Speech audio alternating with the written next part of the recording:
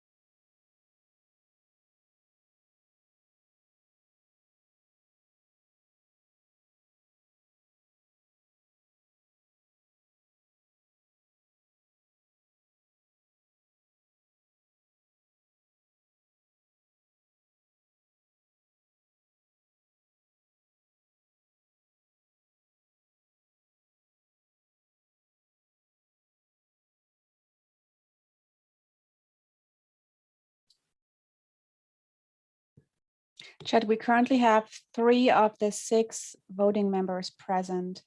I don't know if we have to have a quorum for this.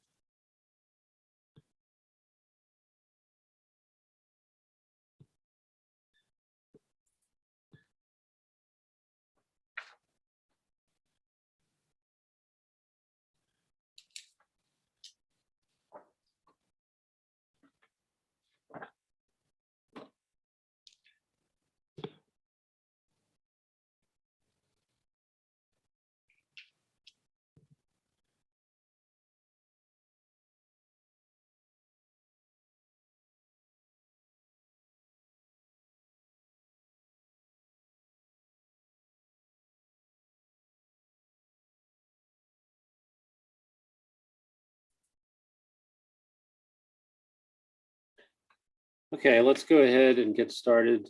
Try and stall it for a minute while we're going through the initial stuff on the agenda, and hopefully we can get another member to join.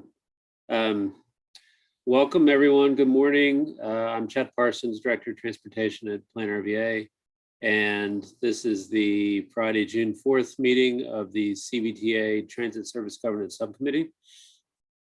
We are nearing the end of our time together and approaching the end of the month when the CVTA needs to take action on I believe the code language is an evaluation of transit governance in the region. And with us is our team from AECOM, who have been assisting us in developing this report. So today there's a number of things that AECOM is going to review and then discuss the draft report. Before we get there, I wanted to go through the initial items on the agenda. This is a virtual meeting, which we are all keenly accustomed to at this point.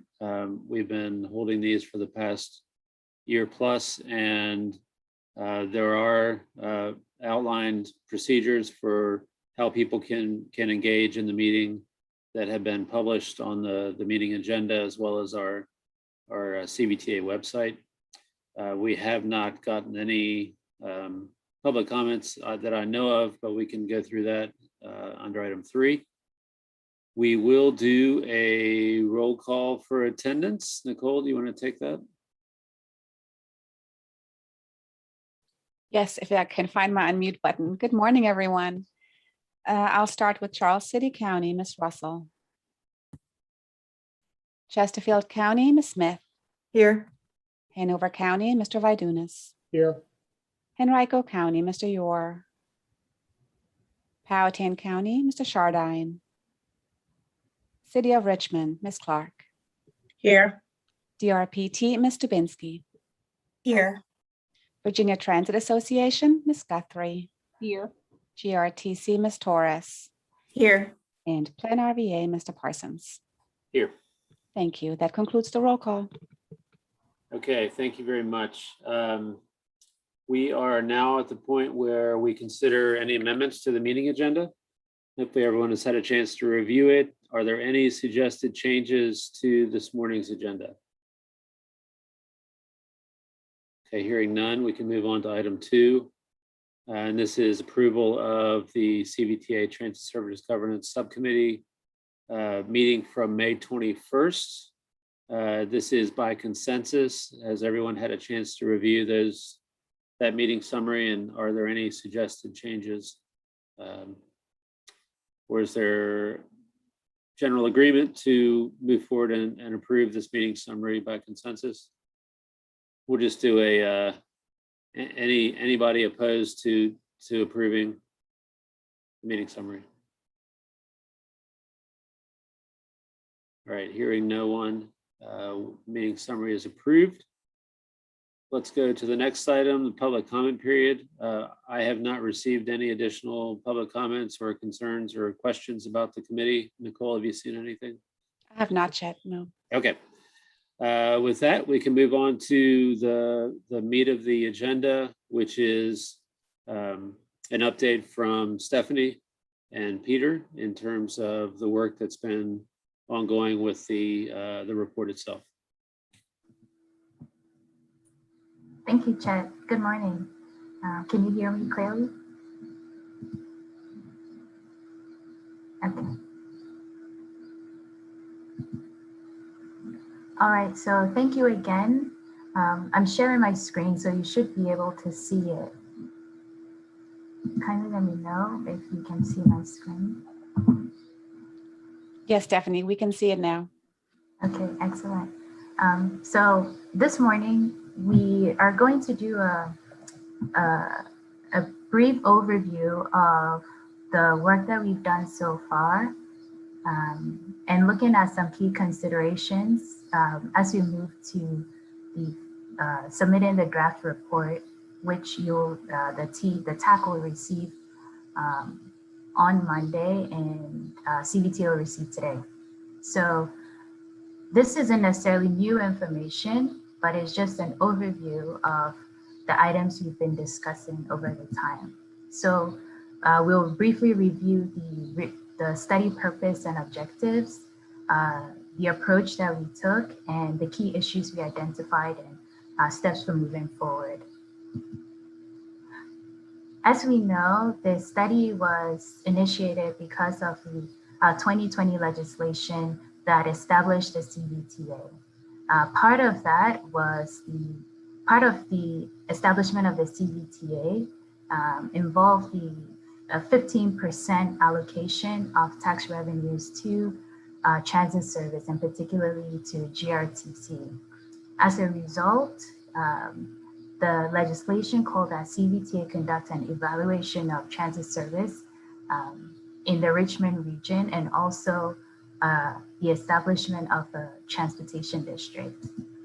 So the purpose going into this study was first to review the effectiveness of existing mechanisms to ensure accountability and proper spending of the regional transit funds, and reviewing the existing governance structure, as well as the establishment of a transportation district. In moving forward with these objectives, there were certain key questions that came up during the course of the study and also before entering the study. And those crept up during the course of speaking with the various stakeholders. So the approach we took first was to review the existing governance structure. So that was looking at GRTC's governance structure.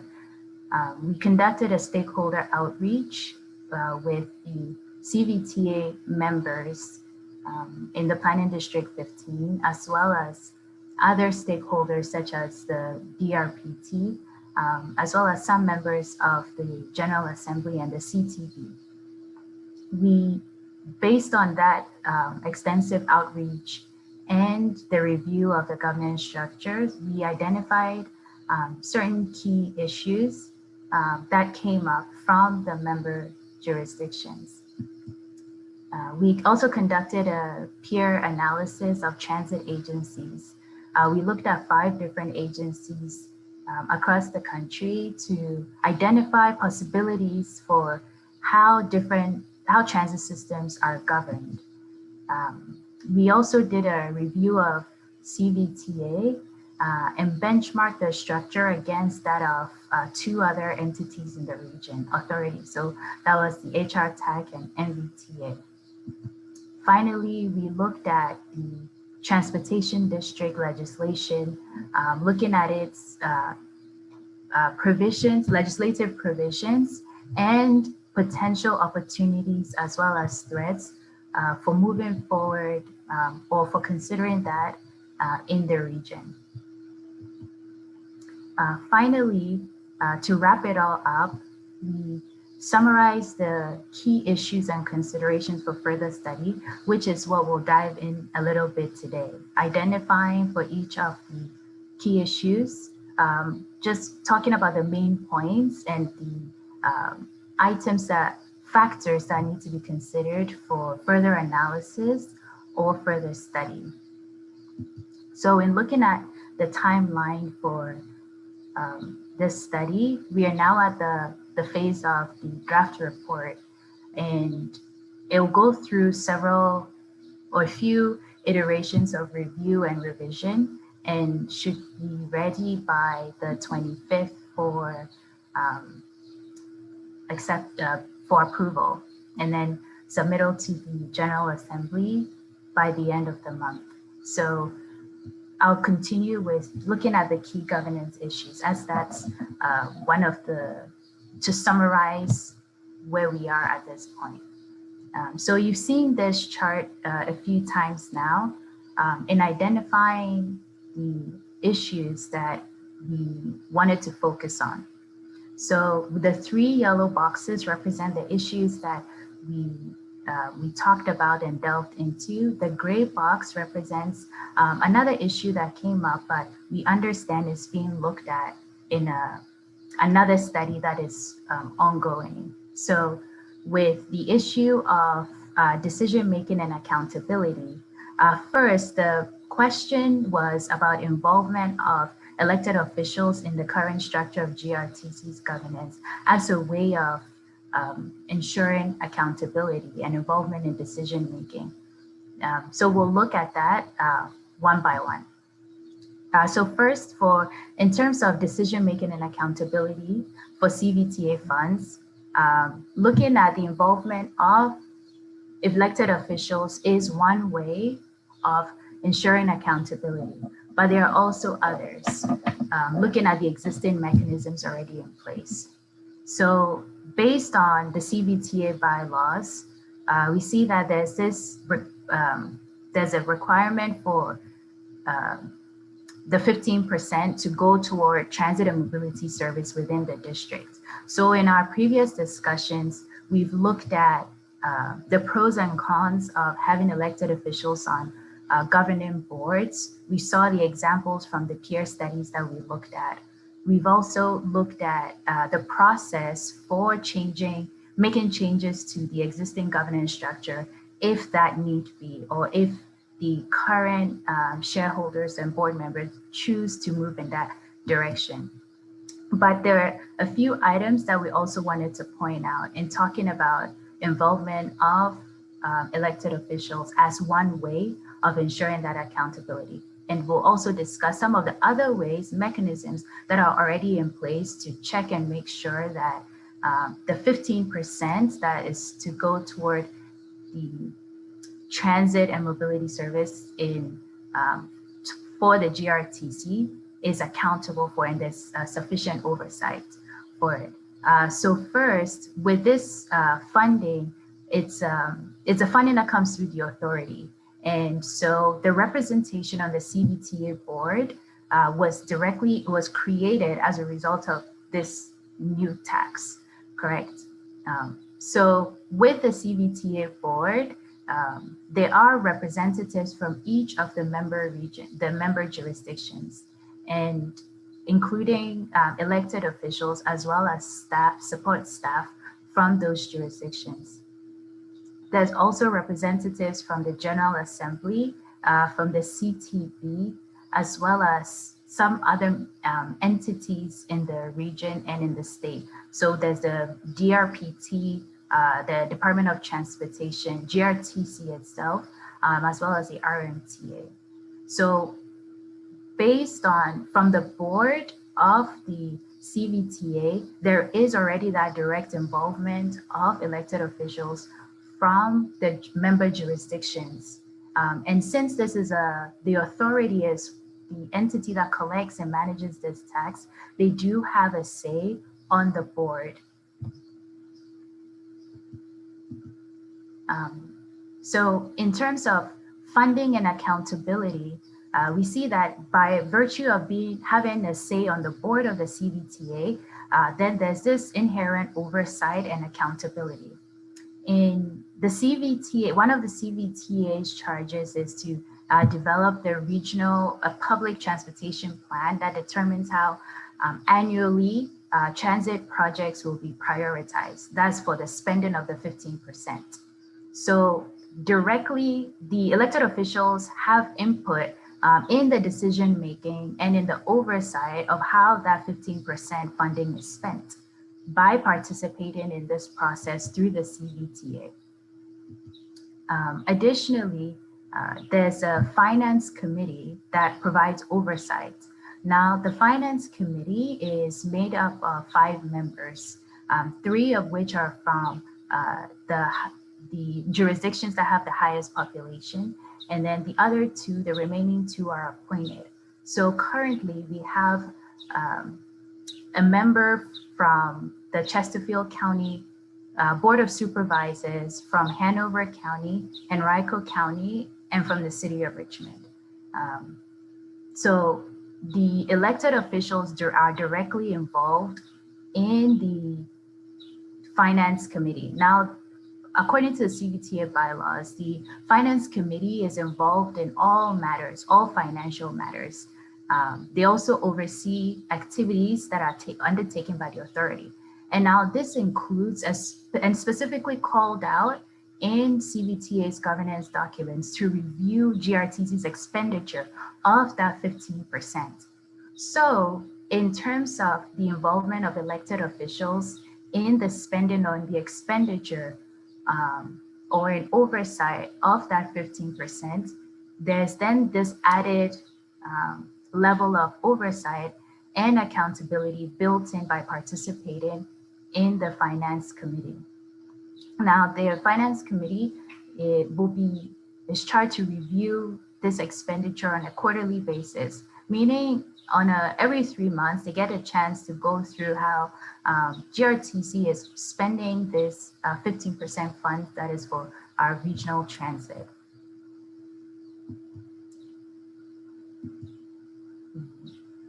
Finally, there's also the Technical Advisory Committee. Now, the Technical Advisory Committee is 14 members, and it comprises members from technical representatives from the localities or the member jurisdictions of the CVTA. It also includes members from some non-voting members, as listed here, from the DRPT, VDOT, GRTC, RMTA, and the TPO. So again, there's involvement at the staff level from the localities into ensuring accountability and oversight of GRTC spending of that 15%. Particularly, the CVTA's governance documents, it calls for the TAC to review, comment, and make recommendations on GRTC's annual plan of expenditure of their regional public transportation funds. So this is another added layer for involvement of the localities in collaborating with GRTC on that spending of the 15% funding. Now, the next issue was that of board representation.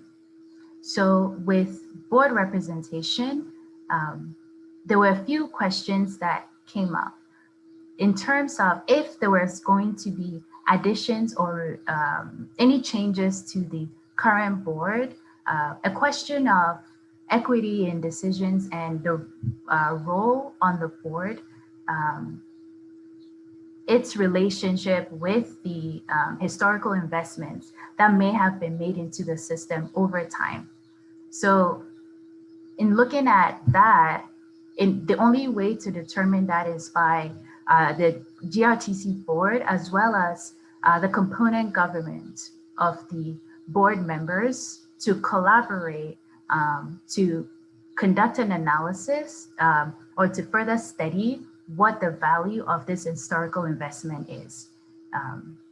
Since that is a question that came up and would be important to identify or to discuss, we believe that the governments and the component governments, that's the city, the board members and the component governments can collaborate to establish this, considering the different factors that go into play. So in looking at the historical investment, we can also look at, in terms of assets, what the useful life of those assets are, looking at other funding that has come into place in proportion to the historical contributions. And based on that, further decisions can be made down the line.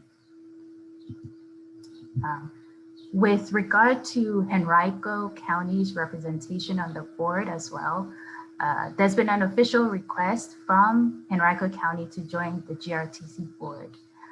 In our dialogue with the stakeholders involved, there seemed to be no objection at the moment to their participating on the board. They were open to it.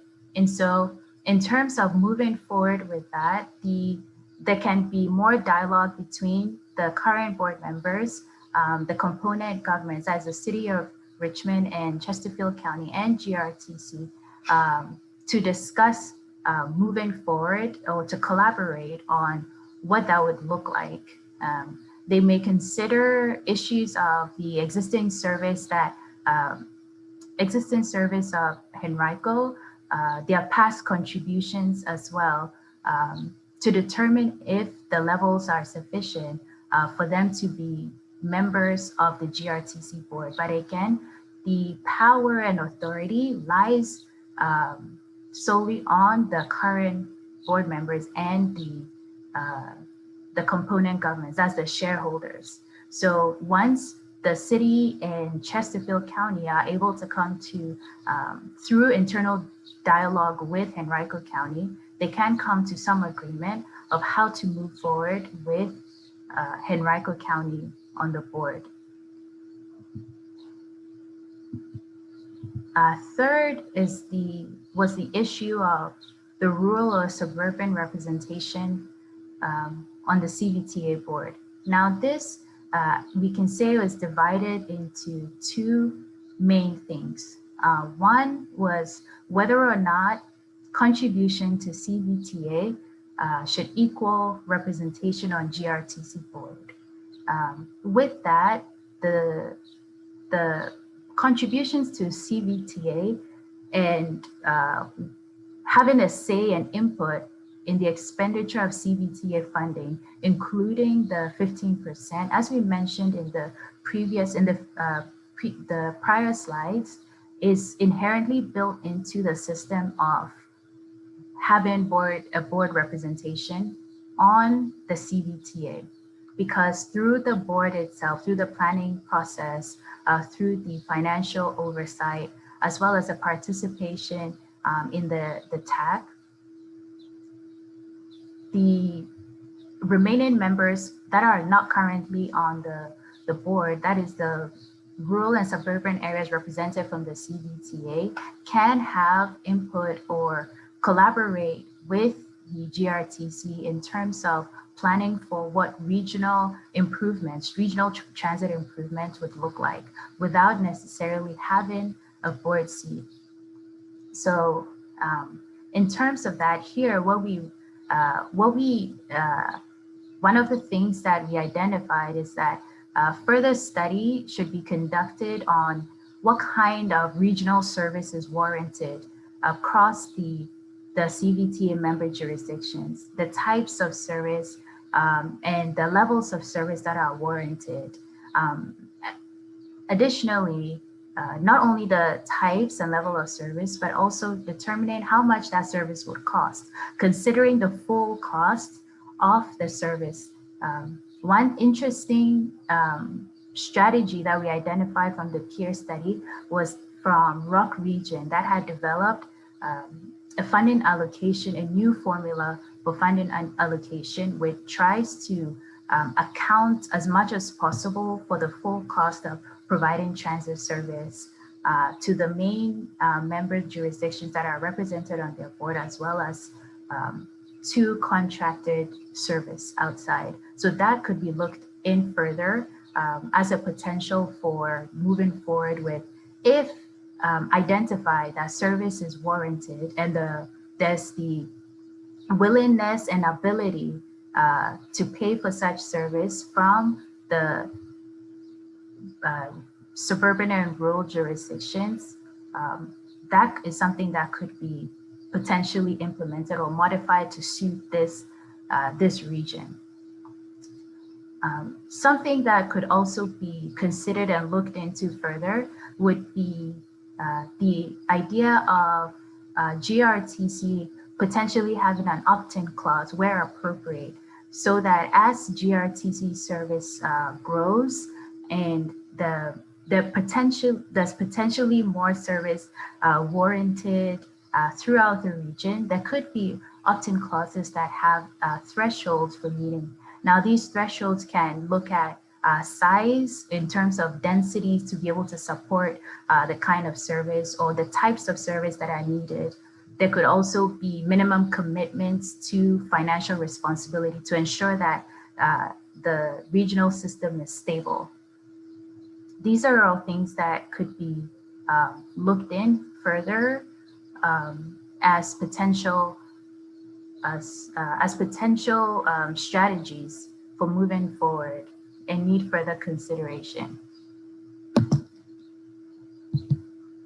Third was the issue of the implications of the current structure for GRTC. So currently GRTC is set up as a public service corporation, and it is its board members are nominated or appointed by the shareholders, which are the City of Richmond and Chesterfield County. Now, any board changes at all can be made without changes to the ownership structure, in that the shareholders need to come to an agreement and then pass any changes to their current governance documents, which would include their bylaws, the umbrella agreement, if there are to be changes to the reinstatement of their articles of incorporation as well. So these changes can be implemented in the absence of changes to the shareholder structure. However, those changes would have to be ratified by the city and by Chesterfield. So in terms of looking at the items that can be considered for further study, first is determining what the value of maintaining this shareholder structure of GRTC is. So one may want to determine what is the value of the GRTC shares that was initially purchased by the county of Chesterfield for $50,000. What is that value in today's dollars? Next, what can even be looked at is there a marginal benefit to maintaining the structure of having shareholders versus just dividing the shares according to the board representation, so that we just have like in most transit agencies, the appointing governments each have the number of board members that they can appoint to a board, which is agreed upon by the component governments, and then leave it at that, so that we could potentially looking into potentially doing away with the shareholder structure if the marginal benefit of maintaining it is not necessarily is not as beneficial. So lastly, we looked at transportation districts and the potential for establishing one within this region. So in reviewing this, we looked at the legislative documents, the legislative requirements for that define transportation districts, its creation, formation, and the general powers and authorities of the transportation districts. Now, with transportation districts, we see that for the three that are in the region, that is the one from the Hampton Roads, one in Northern Virginia, and one from the PRTC. With these transportation districts, the governing bodies are the transportation commissions. So with the transportation commissions, in all three cases, we see in the legislation that although the districts were formed from the Act of 1964, included and written into that legislation was also the establishment of the commission, which was established by the General Assembly. So although for the process of creating the transportation district, once the requirements that were laid out in our previous discussions, that is having two or more entities or even a single entity can have an interest and having some sort of evidence of how the joint planning and provision of transportation improvement would benefit the citizens or the residents of their jurisdictions, making that petition to the Secretary of the Commonwealth in the Governor's office and having that certified by the tax commissioner. Although even after all of that is certified, what we see, or the precedent that we've seen, is that the commission, which is the governing bodies of these entities, are still established by the General Assembly and were included as subsections in the 1964 Transportation District Act legislation. So for further consideration, there are certain factors that we might want to think of for this region. First, the benefits, potential benefits, or based on the general powers and authority of the transportation district versus the entities that are already, transportation entities already in the region, including the CVTA, GRTC itself, and the other transportation planning agencies. Now, in considering establishing such a district, we want to look at, like I mentioned, the mechanisms that are already in place for the TPO, CVTA, and even Plan RVA, which overlaps in the jurisdiction or the areas that it covers. Whether or not going through the process of creating one would provide any additional benefit than what the powers and authorities already entrusted by these entities are. Next, I think since the CVTA is so new, established only in 2020, and there have been various mechanisms, if you look at the structure, the bylaws, or even the legislation that need to be put in place. So there's time that is needed in order for the CVTA policies and procedures that allow that sort of joint planning, that regional level of collaboration to be implemented. And once implemented, determinations can be made or judgments can be made about the effectiveness of these policies and how well they work for joint planning for the region. So in the absence of that, creating another transportation district when it may not be very clear if the CVTA's mandate or the CVTA's role would be able to suffice when it comes to the issues that we looked at in terms of accountability of the 15% transit funding, looking at the decision-making involvement in the decision-making process, looking at GRTC's board representation, but from the various CVTA member jurisdictions. It may be premature to proceed in that direction. Now, next, another factor that needs to be considered is the desire for the localities to even be to participate in such a transportation district, knowing that with the transportation district being formed would potentially be to provide some sort of regional transit service. And that being said, we talked about this on this call a few weeks ago, that the transportation district does not ensure setting up a transportation district is not automatically set up or ensure a new source of revenue. We looked at, in the case of the Hampton Roads, which is governed by a transportation district commission. It was established several years ago, but it's a new legislation by the General Assembly was only put in place last year to set up the new fund for transit service. So even in setting up a transit district, there'll still be the need from the legislature to implement any kind of additional funds. What should be considered with that is, with the newness of CVTA funding, what would be the reaction from the citizens, even if it were to be something that could move forward with the General Assembly. That being said, if a transit or transportation district would be set up or established, the participating jurisdictions would have to be ready and willing to be able to fund for, collaborate in a way to fund for any type of new service. Now, is there that ability to pay for such a service, or the willingness involved in setting up and paying for the full cost of any additional new service?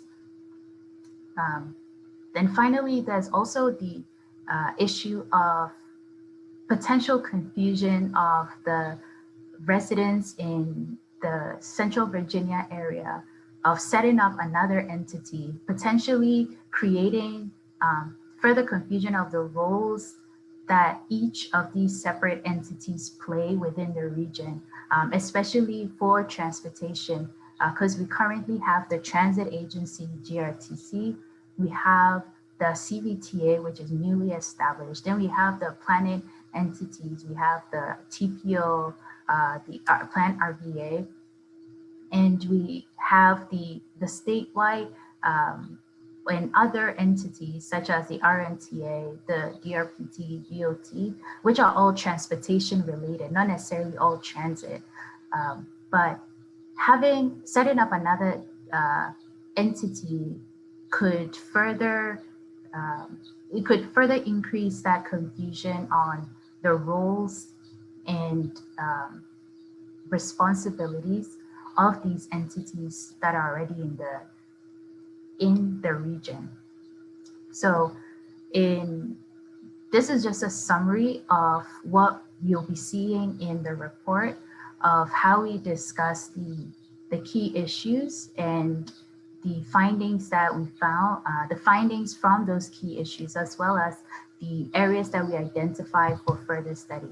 So in summary, the items that could warrant further study would be first the collaboration of GRTC and the city and Chesterfield, or any board members of the GRTC, in determining what the value of any historical investments made into the system, understanding them having internal dialogue and collaborating on the approach to determine the value of that historical investment would be something that that warrants further study.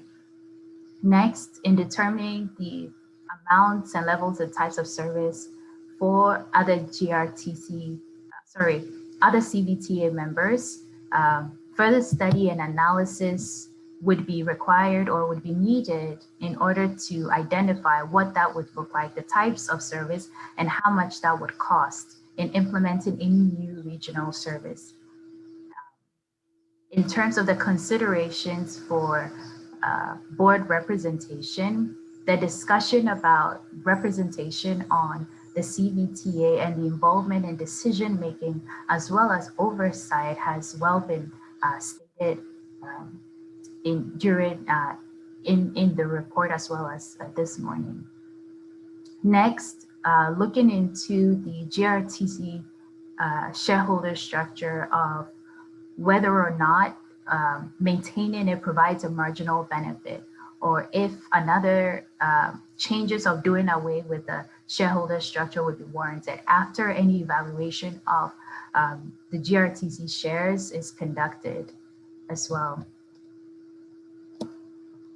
So for the next steps, we have the today, which is June 4th, the draft report to CVTA.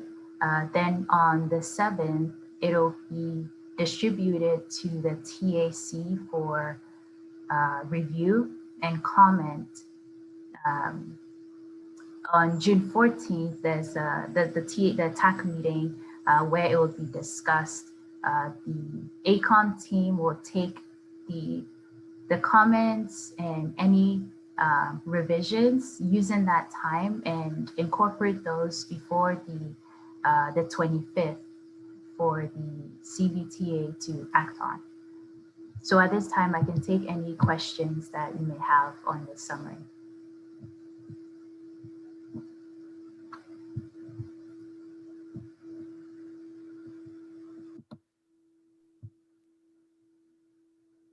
Thanks, Stephanie. Any questions from anybody?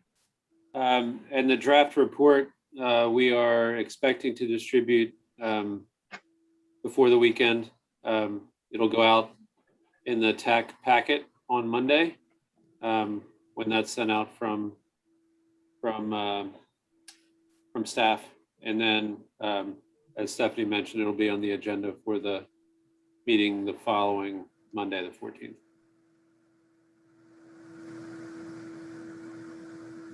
This is Diana. Hey, Diana. Hi. Thanks, Stephanie, for your presentation today. I think when I keep going back to the purpose and seeing it displayed and thinking about the accountability of the 15% and whether or not that accountability is there with the current structure. And you briefly touched on that if the prematurity in considering a transportation district, I think when applied to that purpose of that accountability of that 15% and then representation on the CVTA. But I think then that the key issues and considerations that are left for further study are really some of the same questions we had coming into the study. And And I'm just not sure. And so again, and I'm not the governor, so if he is pleased that, because none of us know what his intent of the question was. So if he is pleased with that accountability of those dollars traveling there, and that the CVTA in the current format is adequate, and that the representation of Henrico on the board any other way is a separate issue, as well as the equity. And I would like to say not just the past equity, but the city of Richmond is very much interested in the future equity of the system and what it represents for our citizens that utilize the system the most. And then as well as for those rural jurisdictions that may have, some interest. I think that the representation on the CVTA may address that, but those other two are very big. And so again, I look forward to seeing if and how those I guess considerations for further study or follow up, because I think that just speaking for my colleague Todd, I think that Henrico is very interested in being on the board and resolving this sooner than later. And again, all of those future things or further considerations would need to be considered. And so again, thank you for your work, and I look forward to reviewing the draft document. Thank you, Darona. Just to make sure I understand your comments, is with the two on the first one on accountability and involvement in decision making for the 15% transit funds, and then determination of the historical investment. Those two are the key issues. Well, I was just saying that based on the purpose that you stated, Yeah. that not the latter of the equity, but that the previous things about the 15% Yes. and then the accountability and representation is, I think, resolved. Yes. With this study, but again, the latter of actually what the structure could look like for inclusion of Henrico. I think you touched on with the shareholder, but again, that underlying issues that exist again would need to be studied before we can move forward. So I just look forward to getting the study and then having the regional partners and administrators look at it and see what it is that we can work towards in order to really make sure that everybody is represented on GRTC that wants to be, as well as everyone feels like there's an equitable distribution of power on that board. Thank you very much. So with the inclusion of Henrico County, that in terms of, from our discussions with the stakeholders, include City of Richmond, GRTC, and there's been an openness to that. And so I believe that the further discussion moving forward would be able to determine what that composition would look like. But in terms of understanding what would be equitable in terms of composition or number of people on the board, that is what would have to be determined through that collaboration with the entities, with the three entities.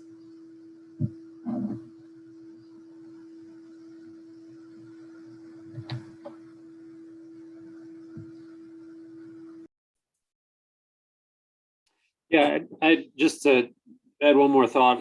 It sounds like the accountability for the 15%. I think it's important for this report to cross-reference the regional public transportation plan that GRTC is, I guess, going to be doing on an annual basis now, because that actually spells out the priorities and for that 15%. So I think it's important to have the connection. One of the things in coming up with concepts for further study is a recognition that this report is a really quick take, considering our timeline and the extension that we asked for in December to go through the end of June, and that there's a lot of other details that really need to be investigated further before any recommendations can take place. And one of the things in the legislation, it's basically a sentence, and it just says that we've talked about this at length, but transit governance needs to be evaluated. And that's all it says. So you're right, Dorena. We have no idea what the governor is looking for or what the General Assembly is looking for. So I think the report is a solid first step. And then if it's a foundation for everybody to start from, and then if CVTA wants to do further study, or if Henrico County wants to do further study, or the city or some other entity, then this could be a common ground to start from. So I appreciate your comments. Anybody else?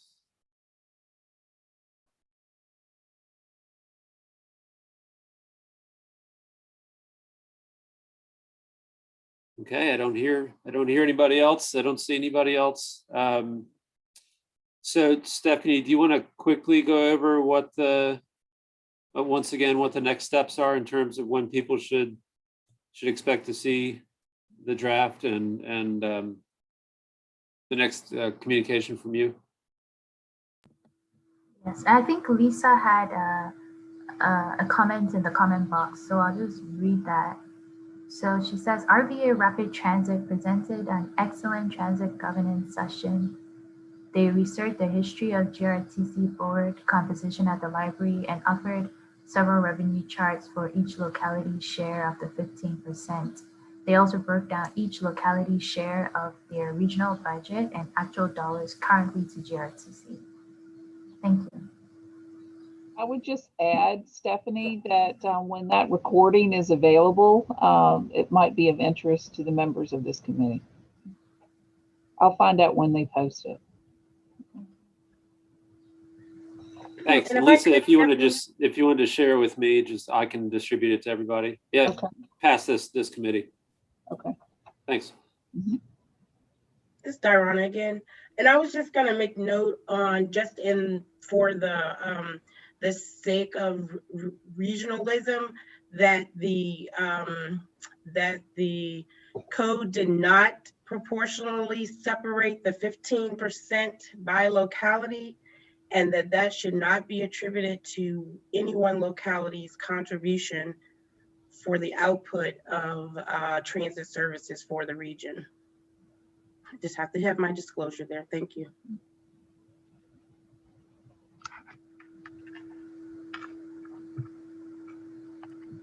So yes, Chet, just like you said,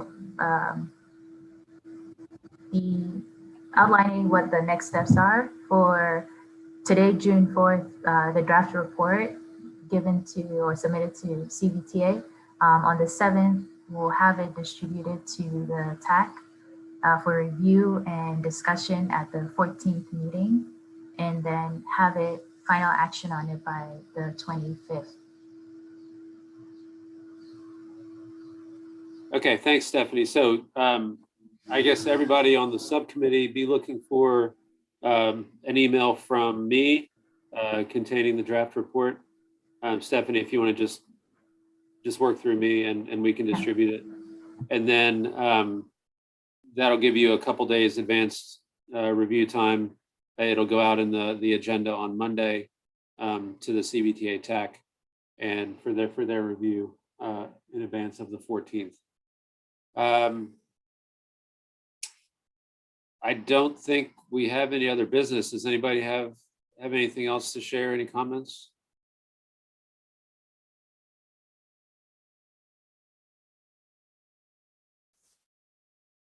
Okay, well, thank you all for your time this morning. And again, be on the lookout later today for the draft report. Take care. Thank you so much. Thank you.